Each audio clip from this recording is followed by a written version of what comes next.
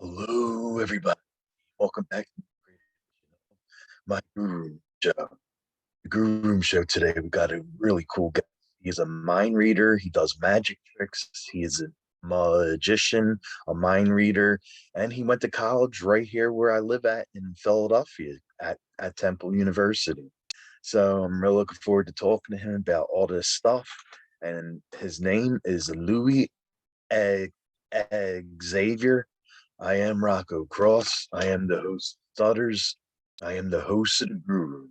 And my interview will be coming up very soon. This is my Grue Room. And as always, welcome to my nightmare. Stay tuned. Okay, welcome to Grue, and thank you so much for taking time out of your morning. Yeah, it's still morning. Your morning and coming on the show. Thank you. No. Thank you so much for having me. It's honestly an honor to be here. I was looking at your page and all the different interviews. So it's just amazing to kind of be like, wow, I'm being interviewed as well. That for me feels very special. So thank you so much. I'm honored.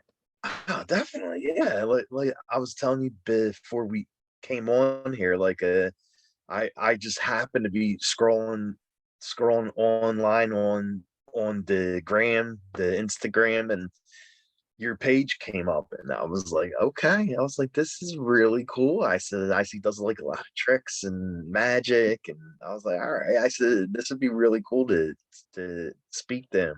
Thank you. Yeah, definitely. So first of all, I wanted to ask you, you're Philly based now, and that's where I live at too, in Philly. And the college you went to is Temple University, right? No, so I'm actually currently working at Temple as a Oh, okay. researcher. So that's my day job. My night job's more interesting.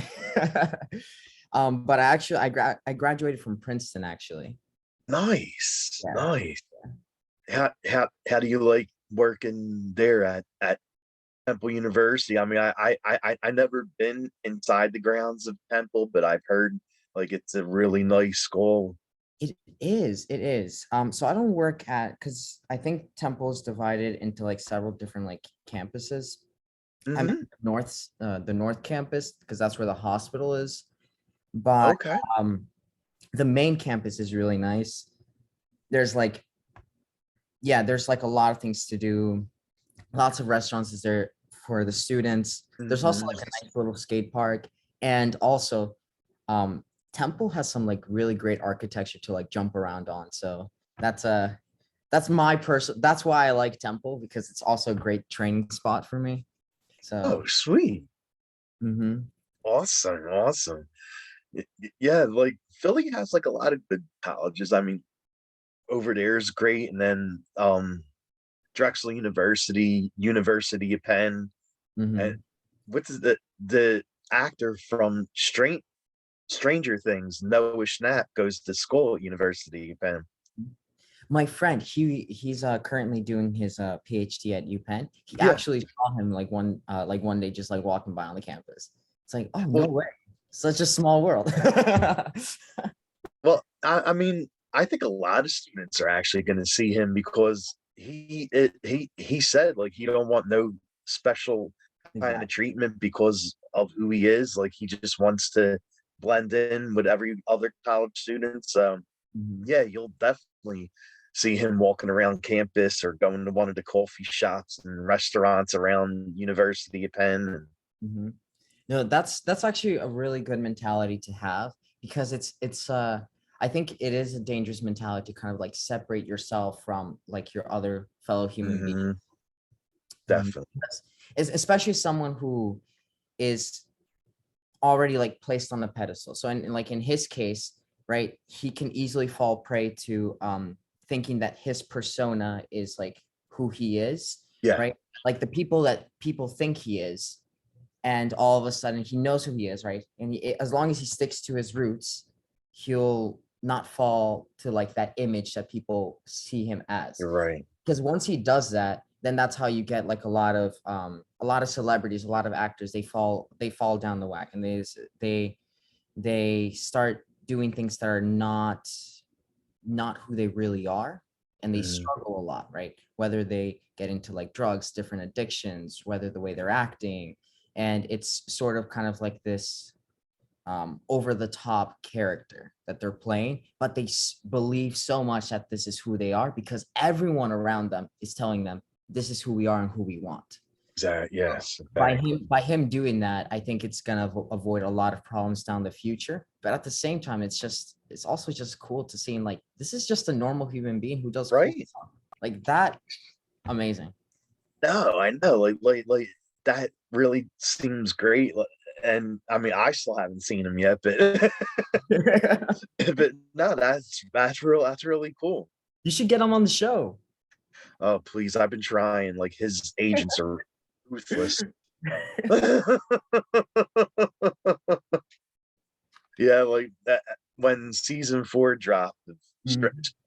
Stranger Things, I tried so hard to get him on and got told no like 100 times by his agents. Then I reach out to net, net, net, Netflix, and I I tried getting them to get me an interview with him, and that was shot down. Ah, And now that he's Philly based, I tried like a couple people that know of him, and I mhm. got shot down with that.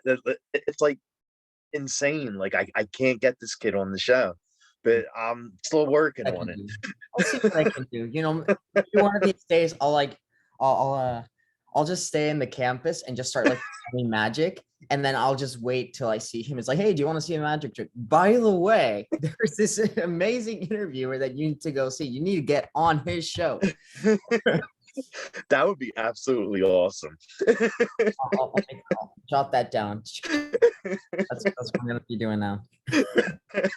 Yeah. So, like I said, I was very impressed, like looking at different tricks that you were doing on your page. And when did you start learning like how to do tricks and magic? Oh, that's a good question. So I would say when I was younger, I was always fascinated with magic. I Hmm. would see it on TV and everything, but it wasn't until I was 8 years old. My grandmother and my great aunt, they gave me three magic kits. They got three magic kits for me. And it was like the magic kits of this famous Colombian magician, Gustavo Oh, Lor. Yeah, yeah. Short guy, but very charismatic. Everyone loves him. He's like a national treasure in Colombia. He's getting old now. I think no, he is old. No, right, because I was a lot younger, and so they got his three magic kits because they thought it was something I would like. And I think the reason why is because my grandmother saw that there was in my grandfather's bookshelves. Um, that's actually kind of how I connected with my grandfather because he was no longer with us because uh, he had passed away. So I never got a chance to meet him. So I would always go to a library and check out all the books. And there was this like collection, and it was all in Spanish, but there was this book on magic, and it was teaching simple tricks like how to make a coin disappear from your elbow, things like that. And I was just like, this is amazing. And I would see it on the TV. And then obviously, I hit 8 years old, three magic kits. It was like Christmas came early. And it was I remember it was for my birthday. So I decided to grab the kits, open them up, open up the little booklets to read the yeah, instructions, and I decided to put on a magic show for my family, for really? like my entire family. So I remember lots of my aunts, my uncles, my cousins, my parents' cousins, everyone was there, and I put on the show. I remember one of my cousins, she's 1 year older than me. She was my assistant. Um, so I'm not going to say it was a good show, but it was a show nonetheless. And I see the thing is, I like looking back, I was going to say it's like, no, I was terrible. Right. But it was those moments that I'm like, ah, kid, you little small kid, you're absolutely terrible at this. No, I'm not going to do that. Right. But it was one of those moments that you can see certain instances when I do a trick, I can see the adults' faces. They're going like, what just happened? Like for a second, they're stumped. And I was like, that's interesting. And I got hooked. Magic, the thing about magic is that the more you learn, the less you're going to be impressed by things that are happening, right? True. You get to appreciate kind of like the inner workings of like the mechanical side, the sleight of hand, but the actual trick itself, it's very hard for magicians to be fooled. Okay. So me seeing someone else get fooled, even though I know how the trick is done, kind of gave me that feeling. This is why I do it, because I just fooled someone else and their face is lit up, and it just went on from there. Yeah. I would say I didn't take magic seriously though until I got into high school. Oh, really? Yeah. For me, it was more like tricks, party tricks, things like that. Like a little hobby. But once I reached high school, I started to learn more about human psychology. And then I got into this wonderful, wonderful magician. Like, I absolutely love him, Apollo Robbins. He was actually on Brain Games, the National Geographic show. Yeah. I like start to see all his content. And he wasn't necessarily, he is a magician, but he predominantly specializes in pickpocketing.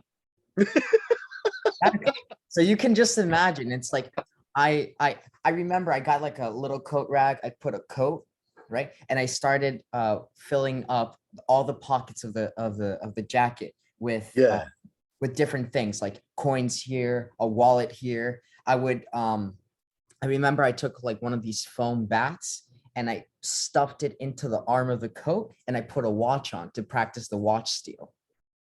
Oh my God. No. Yes. Yeah. So I was like learning all these things, and I realized the reason why psychology played a huge part about it is because if you try to pickpocket someone right in front of you, no, it's like, what are you doing? Why is your hand down my coat? Why is your hand on my wrist? So it all came down to being able to misdirect the attention. So that's where the psychology played in. If I'm able to control people's attention, like let's say, look here, right? Or like even doing something like let's say if I were to do, look here, look at this coin. And while you're looking at that coin, I'm like doing something like right in front of their eyes, because all their even simple things like, hold on, like that, even simple things like that, right? You're calling attention to that specific moment. That's true. And people are just, it's like a spotlight. Attention should never be like a boomerang that you throw out, because what ends up happening is that, let's say you are trying to do like a sleight of hand and you say, look over there, and then you try to do something here, it's going to come back. Attention's going to come back, and then they're going to catch you. So what's better than throwing the attention out and be like, hey, look at here, is more, here, let me control your attention. And our eyes are the best way to control other people's attention. You can try this yourself. Go outside. Say there's a building. I want you to stand on the sidewalk and I want you to look up. Look up. You're going to, and then out of the corner of your eye, see how many people that walk by also look up. You're gonna see so many people are gonna be, what's he looking? What's he looking at? Huh? What's going on? Right?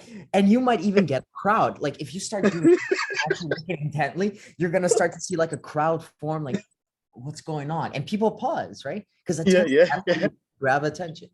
And so that's an interesting thing in magic theory that I learned, but it wasn't until I took it seriously that I thought how beautiful magic really is. The art of deception is such a beautiful thing. It's there's so much to it, and it's when I realized that magic is an art. It's not just a hobby. It's not just a trick. It's an art form. It's a performance art. And in order to be good at the art, in order to become an artist, you have to give it your all. You have to definitely. You have to strive towards the betterment of your art always. So that's like the little story. Obviously, when I started mind reading in high school, I was a laughing stock. So Wait, are you serious? I wasn't good. I was not good when I started mind reading. I had to start off with like, I can teach you a couple like little mind reading tricks that you can like start off. And again, I'm gonna put mind reading in quotations because they're magic tricks to start Yeah. off. But then later down the line, you're gonna start to learn more and more, get into psychology. I did a lot of trial and error to finally be Okay. kind of like, okay, now I can actually look at a person, pick up on their micro expressions, on their signals, on their signs to kind of figure out what they're actually thinking in their mind, right? Oh my God. Yeah, yeah, it's a really cool art. I love it. Wow. That is really something. Yeah, yeah. It's it's not easy because I think oftentimes people fall prey to putting all humans in a box. You can't put all Okay. in a box. I'll give you. There was this movement in science, which has now I think been dubbed as pseudoscience, called neurolinguistic programming. Now, I read a lot about neurolinguistic programming, and I think it has its merits. I think they were right in like several things, but I think the problem with the scientists and the people who created it is that they used it too much as a like this is what is, and if people don't match this, then therefore they might be lying, they might be this or that, Mm. right? The problem with that was that you again putting humans in a box, Yeah. it didn't take into account that all human beings are unique, right? So what I learned in mind reading and mentalism, especially like certain like lie detector sort of tricks and performances, is to learn. And also, I think this also falls into the realm of hypnosis. Like, I don't mean like hypnotherapists. I actually mean like hypnotists or mentalists that are like in that realm of being able to read Okay. people. I learned a lot that you need to establish a baseline first, right? Each human is unique in that regard. So you have to establish a baseline. And anything that deviates from that baseline gives you a clue that something is wrong. So for example, let's say, I'll give you an example with my eyes, and you can actually try this in the mirror and catch yourself doing this. It's really cool. And go out and try this with like your friends and stuff. So like, let's say I'm going to think of a lie about myself right now. Okay. Okay, I got one. Now I'm going to think about a truth about myself. There we go. So did you see the difference there?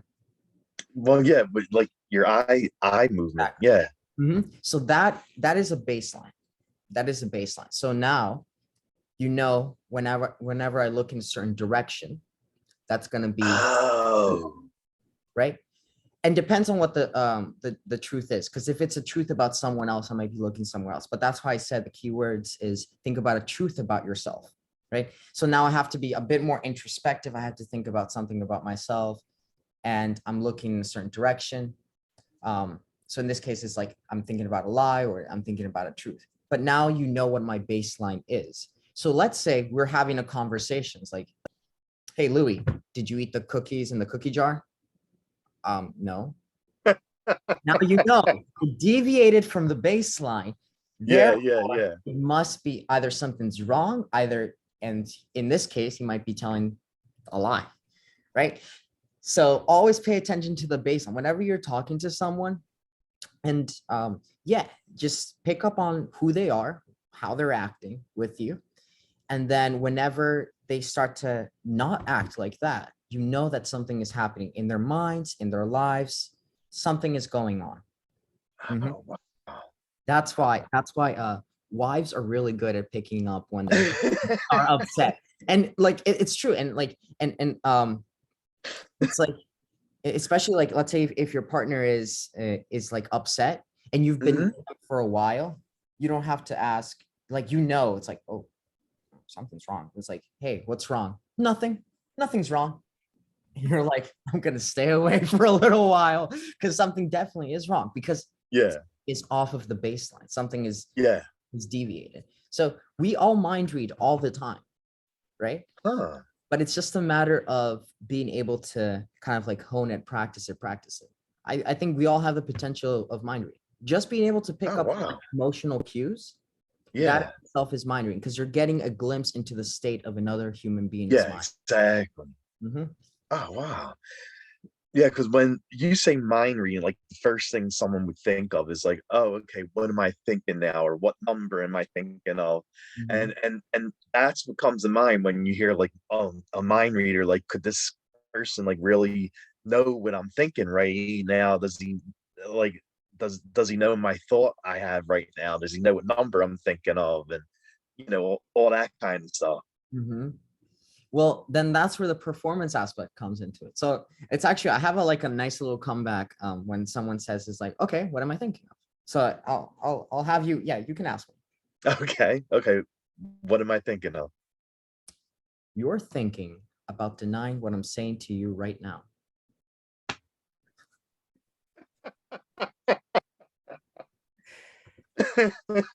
That's a good one. I like that. I like that. I like that a lot.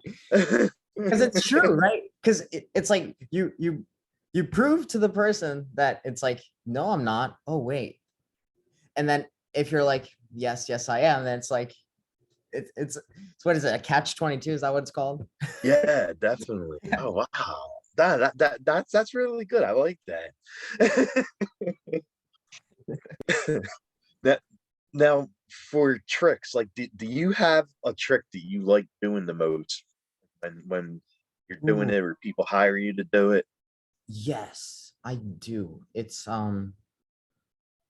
so much better in person because it involves the other person. They get to kind of Hmm. interact. I think when it comes to magic, oftentimes you see magic on TV, it feels like, okay, it's just a whole bunch of tricks. But when it's like happening right in front of you and you get to be involved, you get to be holding the cards, you get to be Yeah.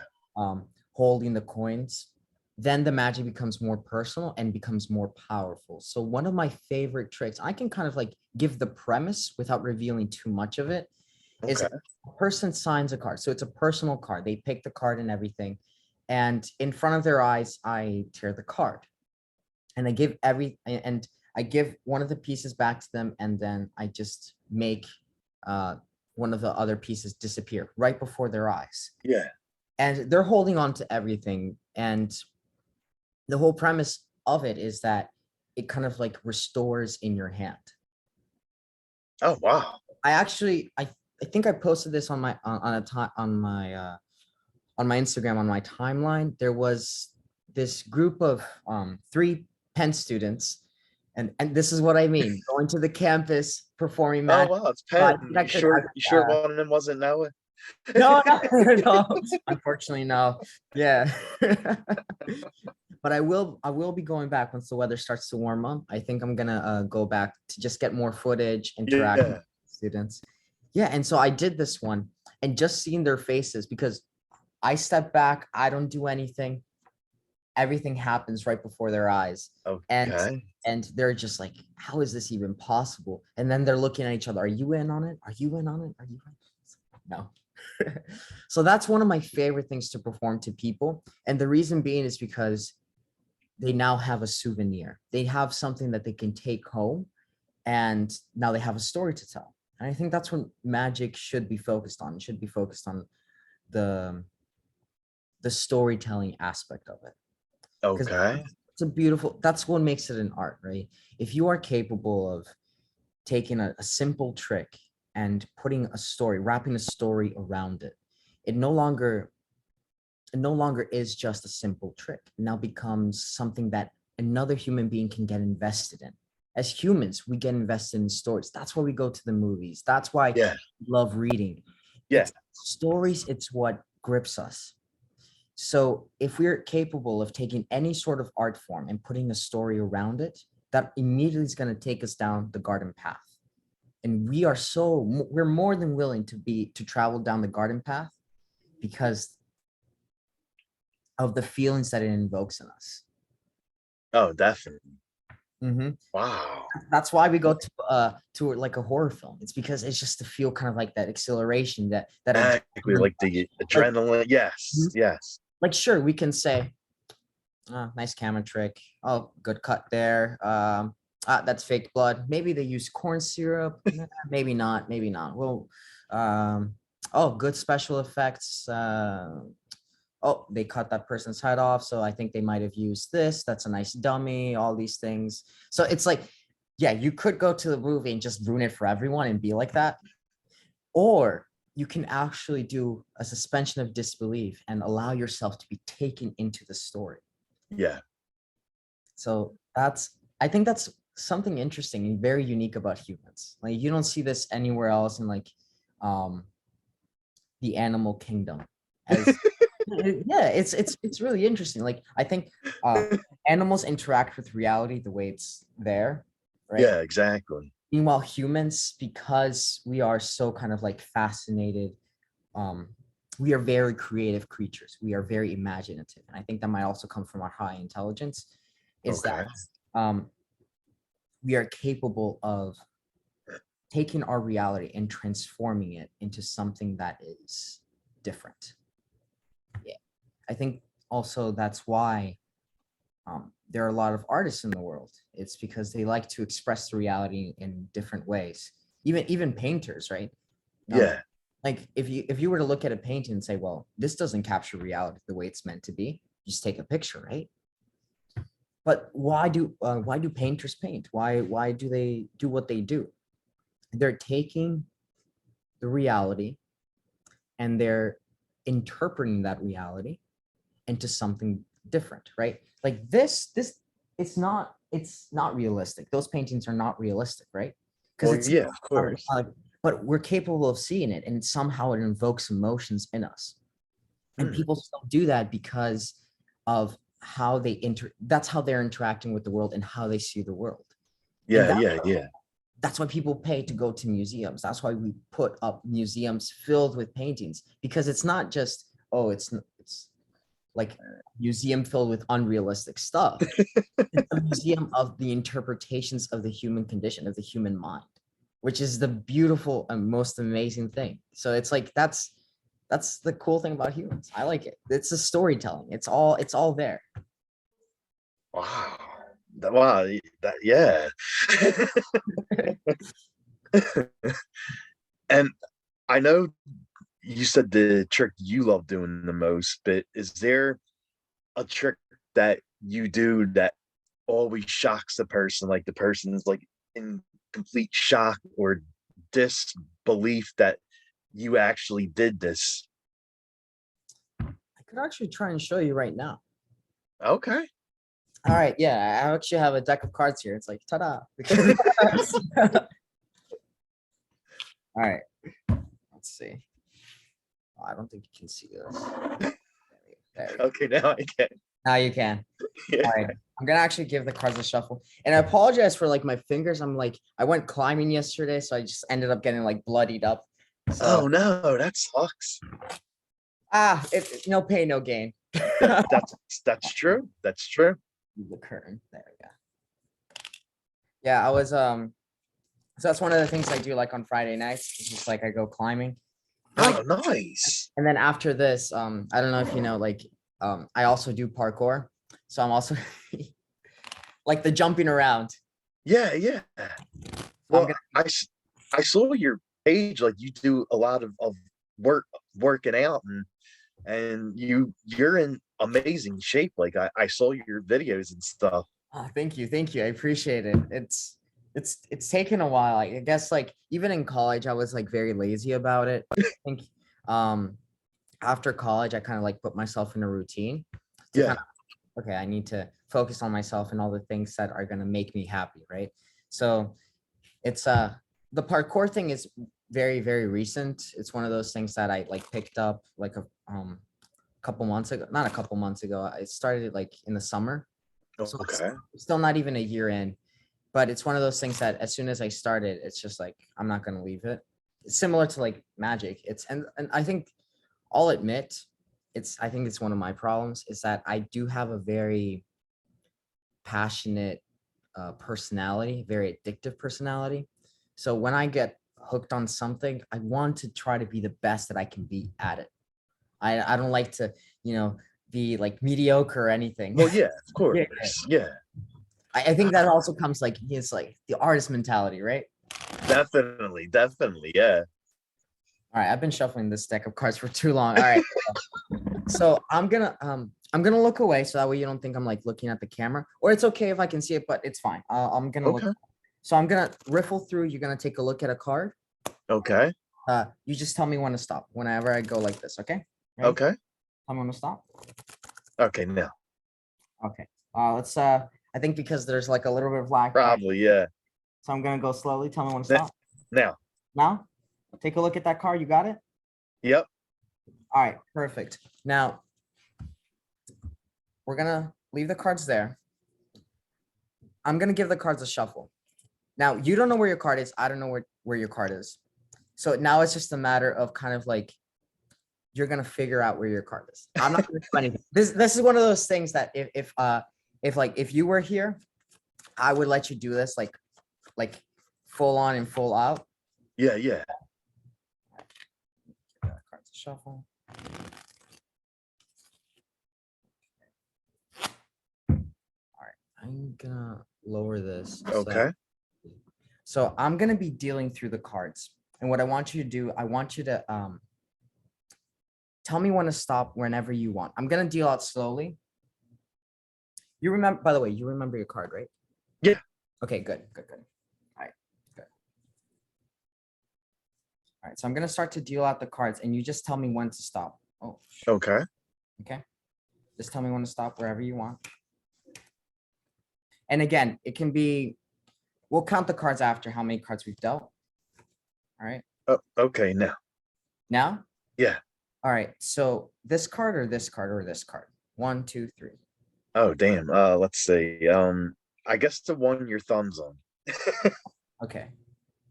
All right. So, let's get it in the camera view. There we go. All right. You remember your card. Mm-hmm. By the way, you told me to stop wherever. If you had stopped me 1 second earlier, and you had a choice, by the way, at the very end. Was this your card? That one, no. No. The next card, was this your card? No. No. Okay. You told me to stop here at this specific location. Exactly. This was your gut instinct, by the way. Yeah. For the first time, what was the name of your card? It was the queen of spades. The oh, wait, I forgot what one. One of the ones with the black symbol on it. Ready? Yeah. Oh my God! Yes, that's it. This was all you, by the way. Oh my God!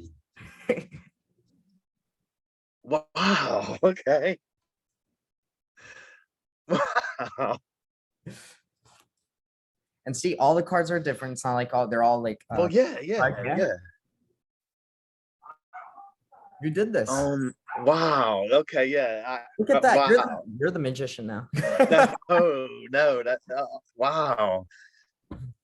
I think that's one of my favorite things to do because I don't really do anything. I give everything to them. Yeah. Everything. And oh, by the way, I want you to, from now, I want you to think of a different card, not the Queen of Clubs. Think of a card, okay? Don't Okay. think out loud. Okay, you have a card in mind? Yeah. Okay, I want you to keep that in the back of your mind. We're gonna go to that one later. All right. Okay. Oh, it's not gonna be relevant right now, but it will be relevant, and you'll see why. Okay. Oh, okay. Yeah. So I completely forgot to ask you this at the very beginning, but I think now it's actually gonna work a lot better, and you'll see why. Okay. I can't reveal too much. Well, yeah. But I did say I wanted to teach you a mind reading trick. Mm-hmm.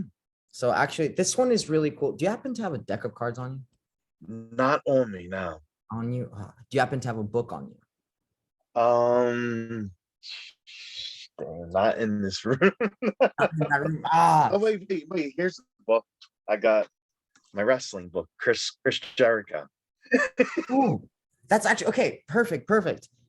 We could actually try this. This is something that I don't really do like over the camera. It is Mhm. just like it's much easier to do in person, but we'll try it out like this, okay? Okay. I want you to like open up to like a random page, and I want you to hold it up to the camera. Okay. Hold it up to Oh, the camera so that I can see it's actually a picture page. picture page. All right, hold it up to the camera.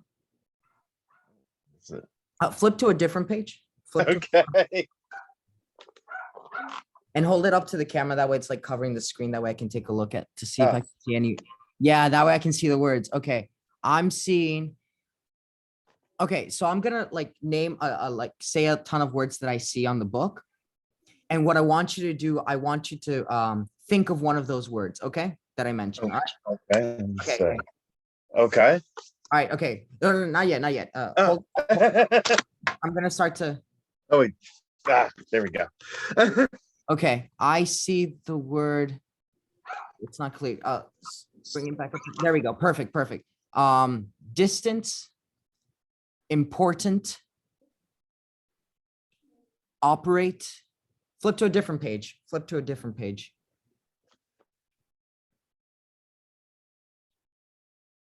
Good.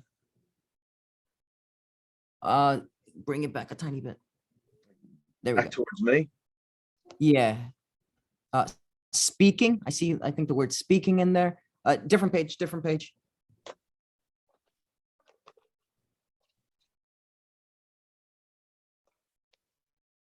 Bring it up a tiny bit more. There we go. Respectively, I also see flip to a different page. Yeah, this book's like all about like his wins and losses. Yeah. Oh, there is personality. Different page. By the way, do you have a word in mind? Yes. I mentioned? Okay.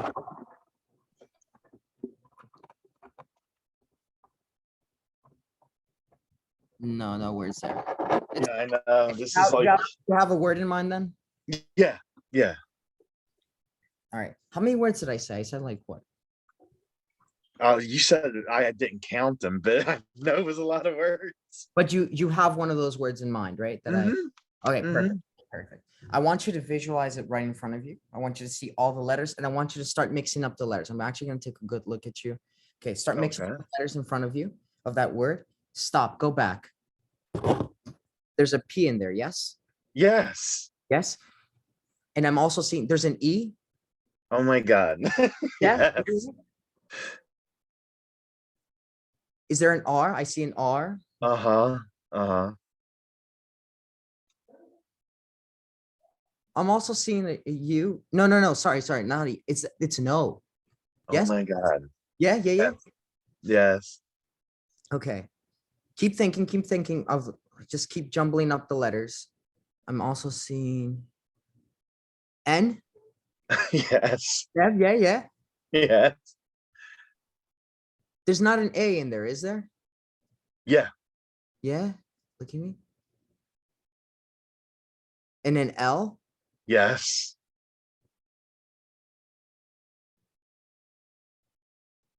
An I. Yes.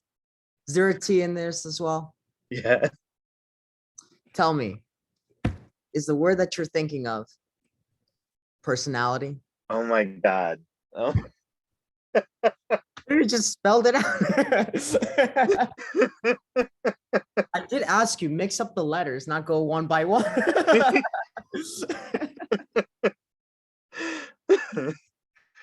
Oh my God. That's wow. Okay. Wow. That was damn.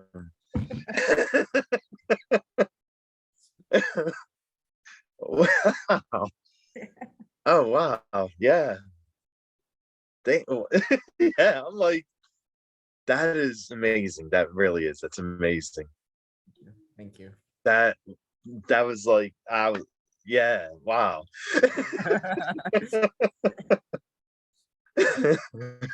Well, you did ask me, is there anything that I do that people go, wow? There we go. Yeah, yes. Yeah, yeah, now I'm, yeah.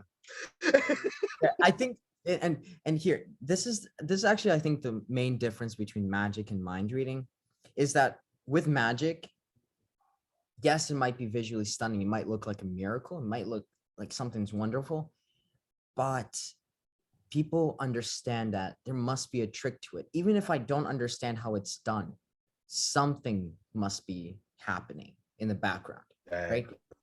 Obviously, some people actually genuinely believe that, okay, maybe there's maybe it's not trickery, maybe it's real, maybe it's like something to like maybe spirits, or maybe it's like this guy's more in tune with his energy, or things like that, right? I don't claim to have supernatural powers. No, I don't do Yeah. that. That would be disingenuous to other people, right? I don't want to say something and that's not true, right? I do tell them I'm a magician, so I am using all these sorts of tools that I have in my disposal to create this sort of illusion of mystery, of real magic, right? Now, the difference in mind reading is that, as you saw, there's no sleight of hand, there's no trickery. So how can someone read someone else's mind? That's why I love mind reading so much, because it's the closest thing to real magic that I think exists. Oh, definitely. Yeah, definitely. Especially because our thoughts are very well, we guard our thoughts all the time. We put up shields, right? Of course, yeah. Secrets, all these things. And then for someone to come along and then and start to reveal little by little pieces of your life, that is just, whoa, what's going on? I thought this was supposed to be mine. But I also, it's one of those things that mind reading, at least, that allows people to remove those shields very quickly, and they become more vulnerable. They open up to you a lot easier. Versus in magic, they want to figure out the trick behind it. Some people, they want. Yeah. And like in mind reading, it's like there is no trick, and then they open up, and then they start telling you their life story, and it's a great way to connect with people, I've realized, and that's why I love doing that. That's why I love, like, yeah. Oh, wow. Yeah. Wow, yeah, like I'm like, that was really, yeah, that was amazing. That was, yeah. Actually, I did promise you I am going to teach you something, so I'll Okay. do this right now. Oh, and before we start, I'm actually going to write something down. Oh, I can't let you see it though. All right, I wrote something down. Okay. And what I'm gonna do is that if you have a deck of cards, you could actually like do this. It's actually a really cool thing that you can do. So I'm just gonna shuffle up the deck. All right. So I'm gonna imagine I give the deck to you. And imagine you're the magician. You give the deck to me, right? Okay. And you tell me, I'm gonna cut roughly around half of the deck. Okay. This. And I'm gonna do something that magicians do. It's called marking the deck. And so, oh, actually, no, keep it in vision. Marking the deck. So, essentially, there. This is marking the deck. It's very obvious. Magicians like to do it in a more subtle way. They like either put their pinky in. It's called a pinky break, or they might like bend one of the cards, so that way when they hand the deck to someone else, they know exactly where they cut at, or where the, like, let's say the aces, the high cards are, right? A lot of magicians do that. But here it's very obvious the mark that I'm doing. That way you know exactly where you cut to. So then in this case, I would say, okay, take a look at the card that you cut to, right? And then you would take the card, you take a look at it, right? You got it? Yep, I got it. You place it back in the middle, just like that. Okay. And you'd shuffle up the deck. Okay. Now you have a card in mind, right? Yeah, the one you just showed me. So, and this card is from like a random position. Yeah. I would have you cut the deck, but obviously you can't, so I did it for you. Now look at me. Yeah. This card, I want you to think if it's red or black. Do you want me to tell you? I'm saying Okay. red or black. This is a red card, yes? Yeah. Yes. I'm also seeing, okay, so red card, we have hearts and we have diamonds. I want you to think of which one it is. Okay, you looked here, so this is a hearts. Good. Now, I want you to think if it's a picture card or a number card. Can you imagine this in your mind? Can you picture it in your mind? Mm-hmm. Okay. I'm gonna go through ace, 2, 3, 4, 5, 6, 7, 8, 9, 10. Interesting. You did a little of this. So I think this is around maybe 8. Is this a 7 of hearts? Oh my God.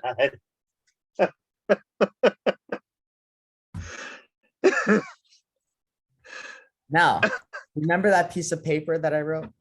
Yeah. I'm gonna show you exactly what's on it.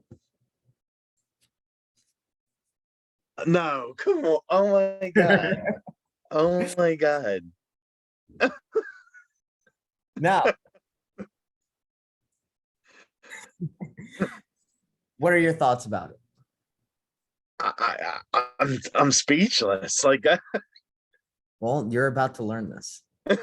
You're about to learn this. Okay. So okay. this is one of the great, like, it's very, very simple. Whenever people say, teach me mind reading, I would teach them this first because it's not mind reading, but it gives you room to learn the skills necessary to be capable of mind reading, right? Mm-hmm. And especially when it comes to like binary type of decisions, like let's say red, black, right? Or like hearts, diamonds, it becomes a lot easier if you understand, if you look out for the right signals. But the trick itself doesn't require that. It's very, very easy. And I'm going to show you what happens. So at the very beginning, I wrote this, right? Yeah. Yeah. That's my prediction. So now I'm going to show you the beautiful, beautiful mechanics about this. So I'm just literally going to go through and find that 7 of hearts. So it's, while we were talking, while I was asking you, I literally did this. I'll show you. There's this, oh, that's a 7 of hearts. So I split it at the 7 of hearts. And as I'm talking to you, I'm just going to bring the deck back together. And now we know 7 of hearts is at the top. Okay. So 7 of, I'm going to leave it face up so that way you can see. Yeah. I place the deck down, right?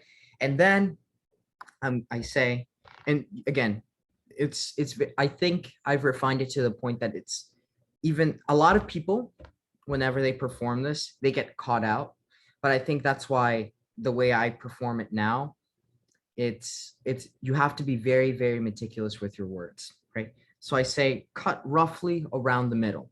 The reason for that is now the two decks are roughly the same size, right? There's no discrepancy about which one is the top and which one is the bottom. I mean, yeah. So like, let's say if I were to do just a tiny bit, you know that, okay, right? Look at that difference. Well, yeah. Yeah.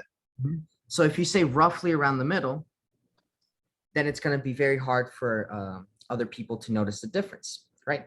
And then this is the beautiful thing about it. I could literally be talking about elephants and pink ears and whatever, right? I could talk about the cosmos and everything, right? And I say, okay, so what we do here is what's called marking the deck. Okay.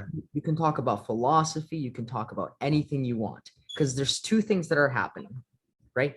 You're creating what's called a false memory and also time misdirection. Because the longer you prolong the time, the more humans tend to forget certain details. Okay. Right? So in this case, the longer we stay away from this, no attention is not on this. I could talk about, it's very interesting because in life, water tells us how to determine whether a person is lying or not. Complete BS.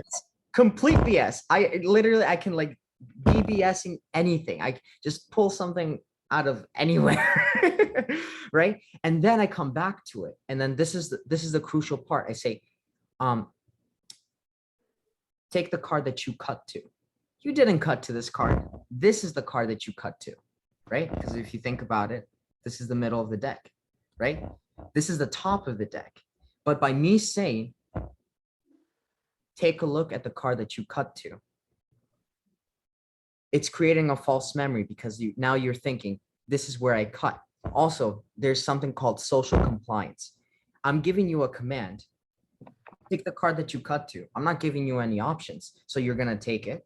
You're going to look at it. And then I say this. Now place it back in the middle. That's not the middle of the deck. This was always the top. Now, the beautiful thing is that in your mind, if you were to go back and recreate this effect, you're going to be thinking, okay, I cut the deck in the middle. I took a look at a card and I placed it back in the middle. That's what your mind is telling you, but that's not really what happened, right? So then now I know exactly what card you picked because I forced it. It's what's called it's a force, right? This is called the cross-cut force if you're interested. And now what I do is I milk the moment, right? I'm serious. So you could easily reveal it's like 7 of hearts, but there's no mystery. You gotta weave around. So then what I do is the lie detector, and this is how I practiced. I would say, okay, I want you to think of the color of the card. I want you to think if it's a red card or a black card. I know it's a red card. So now I'm trying to see if they react whenever I say red. Is there a red card or a black card? Interesting. And I'm just memorizing their face, seeing like what little details I pick up when I say red. And then I say it's a red card. And then they're like, oh my gosh. And then you could do what's called it's called the miscall for the second. A miscall is where you name the incorrect thing first, and it's kind of to pick up on their cues, right? And this is good thing to learn. So we know it's a heart.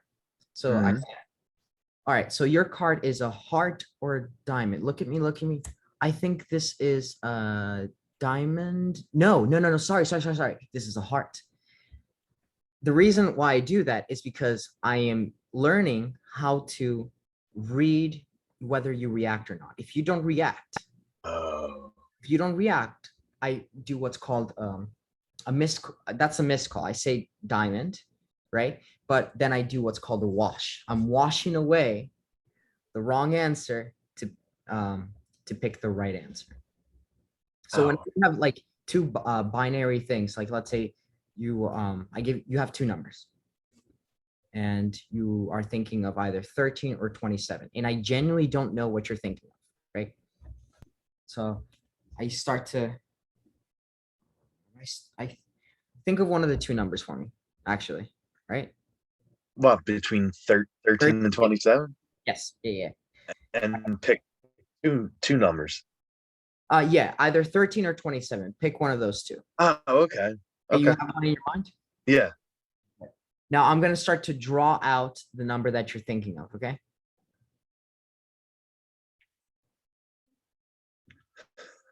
All right, so this is 13. You're thinking of 13. Now, what's interesting, now let's say you were thinking of 27. This is the beautiful thing. I'm going to start to draw. Let's say you're genuinely thinking of 27, right? Start to draw out. No, sorry. Right? So do you see the wash principle? I do, right? Yes. It's like, yes. I don't see a reaction. I'm going to give myself a second chance before you even react and say no.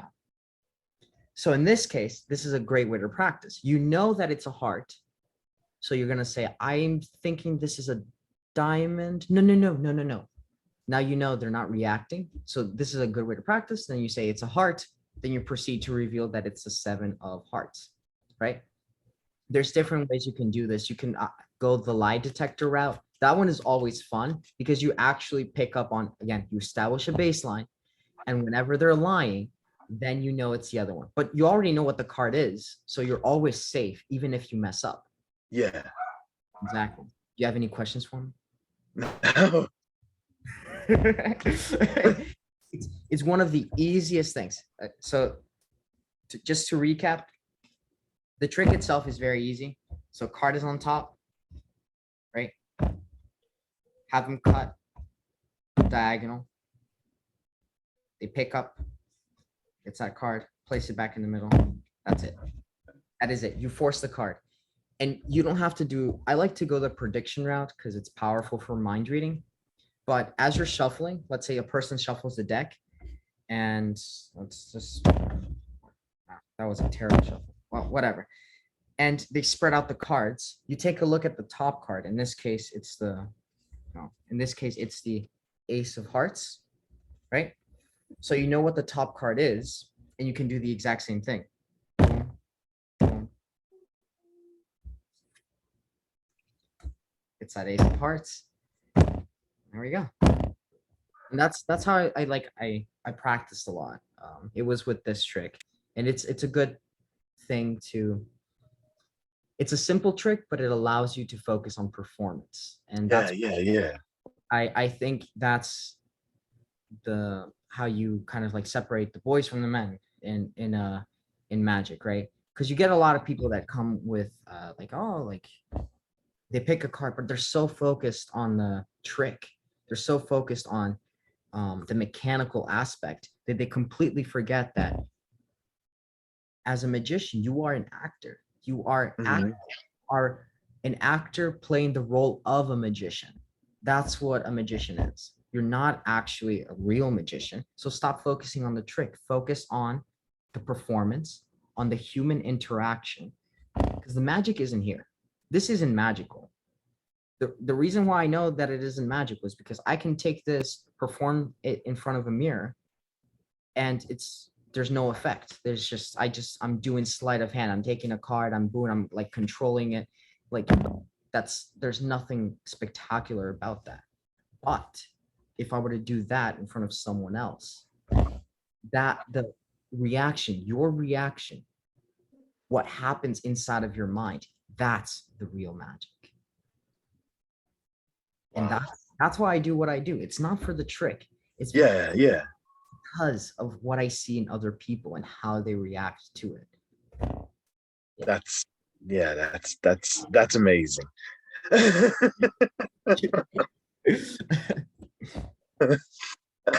Well, I'm just gonna end it on this. I have to hop on another interview soon. So Yeah. I'm just gonna end it on this is where can fans follow you at to watch your tricks and everything else? Oh, you want me to oh yeah, sure, I'll write it down. My Instagram @_ Louie Xavier _ There we go. If people want to go follow me, that's my Instagram. However, I did say at the very beginning, well, you have a card in the back of your mind, right? Oh yeah. Yeah. Yeah. By the way, what was the name of your card? You can say it out loud. Oh, okay. It was the Jack of Diamonds. Jack of Diamonds. Mm-hmm. Now, I don't know if you can see this. I did show you this entire scenery. Right? Well, yeah.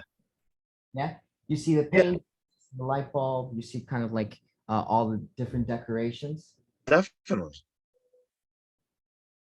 Do you see that there? Yeah, your card deck. That card deck. That's been the entire time. Really? That's been there the entire time. I didn't place it there or anything. It's been part of the background. And the reason why I set it up there is because before this even started, before we even started doing this, I set this deck there and I turned one card over. One card out of the entire deck. And you said, what was it? The Jack of Diamonds. Now, I didn't influence you in any sort of way or like force you to pick this card, right? No. Take a look. I want you to see this very, very carefully. Let's see if I can pull it out. Now, you said Jack of Diamonds. There was going to be one card out of the entire deck.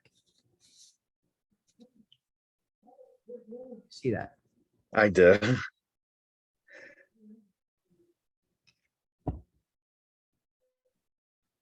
And I didn't influence you. I didn't do anything. No. Completely free choice in the back of your mind. Exactly.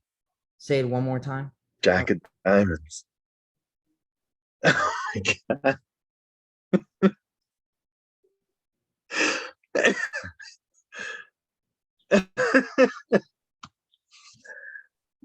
Wow. Damn. Oh, wow. Like completely mind blown. Thank you so much. Thank you. Thank you for giving me this opportunity. I absolutely love this. Oh my God. This has been amazing. Are you kidding? No, again, let's do it again sometime. I'm not gonna keep you any longer because I know you have like another interview, but like thank you so much for this opportunity. I am truly honored to be on this show. So Oh, thank you. Well, I mean, we both live in Philly, so yeah, definitely. okay, yeah, in that case, then we should like set something up so like we could actually like meet in person. Exactly. That'd be great. Yeah, and again, I'll keep my promise. I'll go out to UPenn and see if I can if I can get him. You get Noah Oh yeah, Schnapp on here. exactly. I'm just like, amaze him so much with the magic trick. It's like, okay, you need to come to this interview. Yeah, definitely. Question: do you happen to have like a place where you do like in-person interviews, or most of the interviews? Every interview so far I've done have been through Zoom because like I hardly interviewed anyone from Philly yet. Mhm. So like everything has been through like Zoom. Okay, makes sense. Makes sense. All right. Well, hopefully I'll get in-person show then.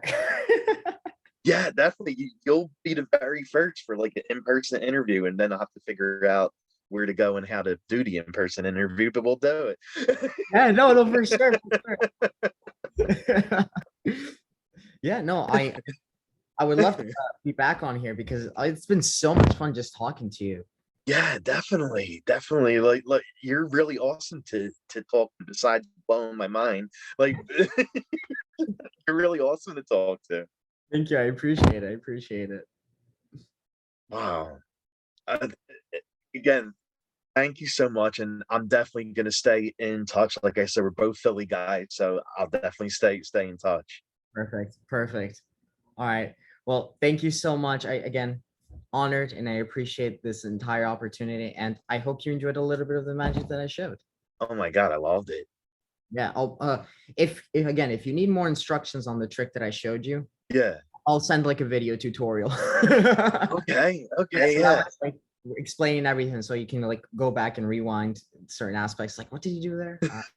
Yeah. Yeah. Wow. Okay. Thank thank you so much for this. Oh, you're very welcome, and thank you. Okay. Have a really good weekend, buddy. You too. All right. Well, take care. All right. Bye. Bye.